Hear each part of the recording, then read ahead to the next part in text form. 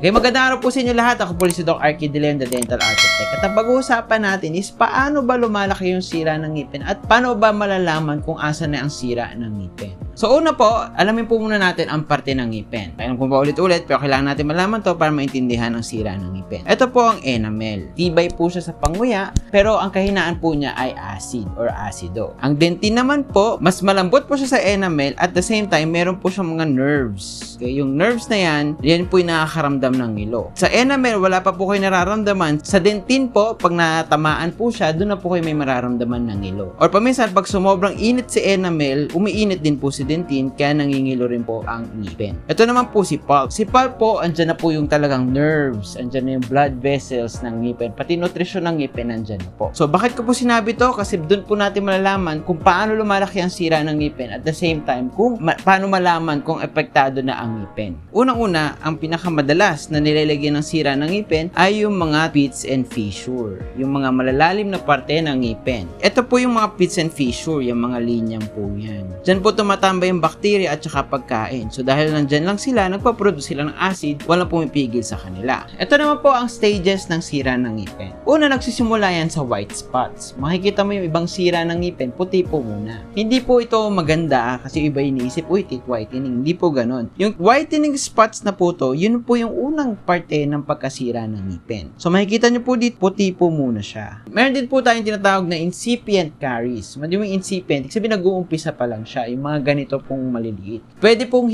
wala pa siyang nagagawang cavities kasi ang cavity, sabihin, may hukay na siya. Ito po ang example ng isang incipient caries. Okay, nag-uumpisa nga po siya sa puti. So wala po siya talagang hukay pa, pero may demineralization na siya. Paminsan nag-iiba na yung color niya. So ito po, paminsan hindi pa po pinapastahan, mataas na fluoride content lang, tumitigil na po siya. Pero pag ang problema, pag humukay na po siya na parang may hukay na po, cavitated na po tawag dyan. Kaya po tinatawag cavity, parang butas, okay?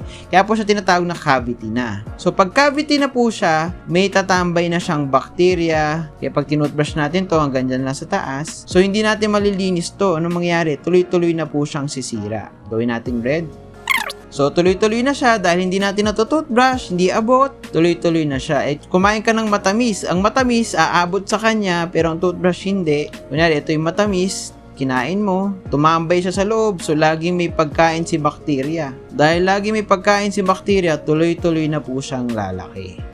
Tuloy-tuloy na. Wala nang pipigil sa kanya. Kasi kahit anong toothbrush nyo po, hindi siya abot. Paminsan, nilalagyan ng fluoride. Pag pumasok yung fluoride sa kanya, pwede niyang pabagalin yung sira ng ngipin. Pero pabagalin lang.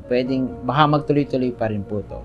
Kaya maganda po, papapastahan na po natin siya. Maliit pa lang or basta cavitated na po siya, papastahan na po natin sa dentista. Sa gilid naman, magkaiba. Kunyari, magkadikit tong dalawang ngipin. Pag nagkaroon ka ng tinga or ng pagkain, naligyan to ng pagkain, naligyan to ng plaque, paminsan ganyan kalaking area ang nasisiksik. So, naipit yung pagkain, naipit yung bakterya. Kaya madalas, ang sira ng ngipin dito ay palapad.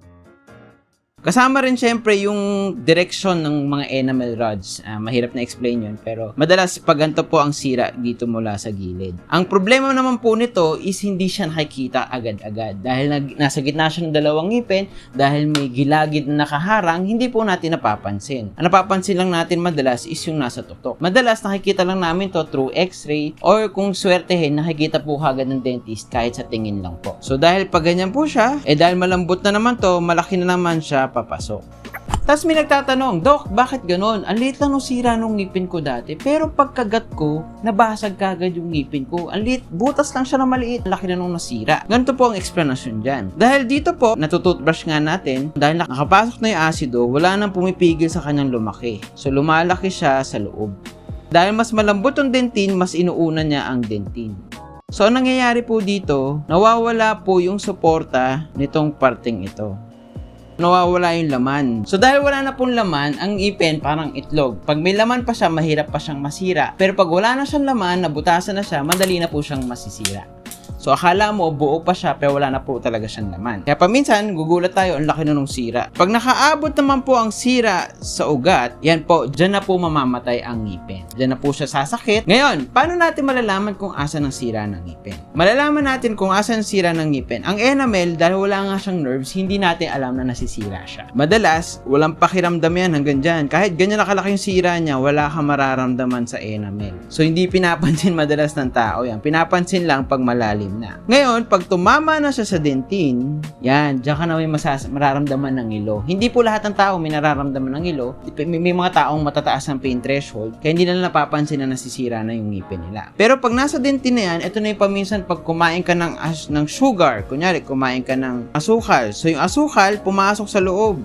Dahil andyan siya, nararamdaman ni dentin. So dahil tuloy-tuloy nararamdaman niya, nangingilo po ang ating ngipin. Paminsan naman, pag uminom ka ng malamig na tubig, nalamigan si dentin, dahil nalamigan si dentin, may nerves nga po si dentin, mangingilo din po siya. Pero, pag ang sira ng ngipin, sobrang lapit na sa pulp, magre-react na si pulp na parang paminsan, pag nangilo siya, mas matagal na. So, nangingilo siya, mas matagal na siya. So, dahil medyo butas na siya, iba na yung mararamdaman nyo. Ngilo na matagal. Meaning, parang sabihin ng ngilo na matagal. Kung dati, pag tanggal ng tubig, wala na yung ngilo. Ito naman, hindi na nawawala yung ngilo. Tumatagal yung ngilo ng 30 seconds, 20 seconds, or paminsan 5 seconds, 10 seconds. Basta mas matagal na po ang pangingilo niya. At pag binabayaan po natin siya, ginosting pa rin natin yung ngipin natin, hindi natin siya pinansin, bubutas na yan ngayon sa nerve. Pag umabot na siya sa nerve, so namamatay yung mismong ngipin. So dahil namatay siya, yan, abot yan 2-3 araw, mamamatay na po siya.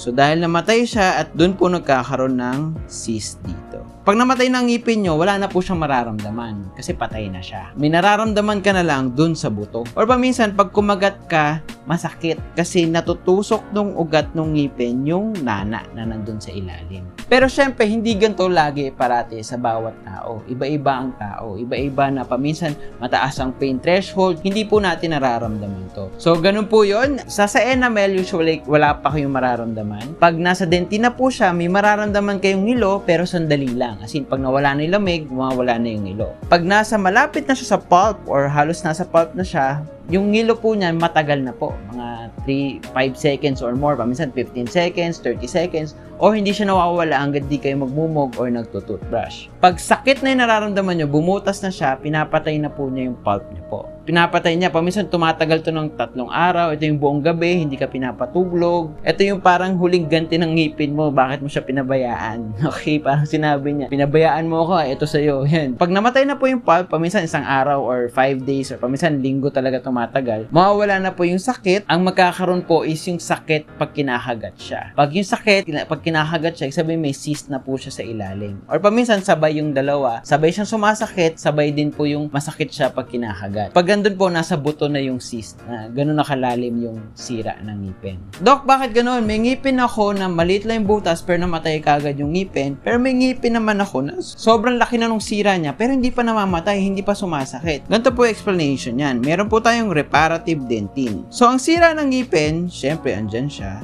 Tuloy-tuloy siya. Uy, wait, may parating sa ating bacteria or may parating sa ating sira ng ngipin. Kailangan natin protektahan ang sarili natin. Kasi ayaw niya sa sira ng ngipin. Siyempre, ayaw mamatay ng ngipin. Gagawa siya ng defense. What do you mean by defense? Tinatawag namin itong reparative dentin. So, gagawin niya, papakapalin niya yung dentin dyan.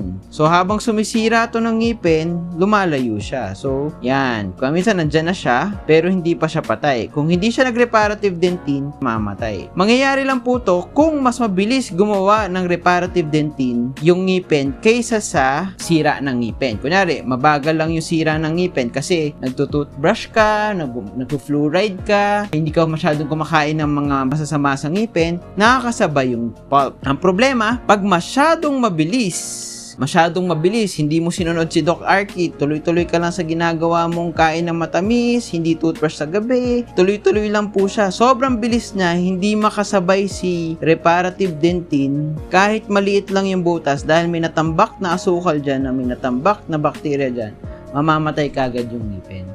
So yan po, ganun po kabilis. Paminsan namamatay po kagad yung ngipin. So depende yan sa, siyempre, sa fluoride content ng ngipin nyo, sa tibay, or sa kinakain po natin. So yun po ang topic natin ngayon. Ako po si Doc Arky De Leon, the Dental Architect. At lagi natin dalaan, dalawa ang ating kaligayahan, ngumiti at kumain. Maraming salamat.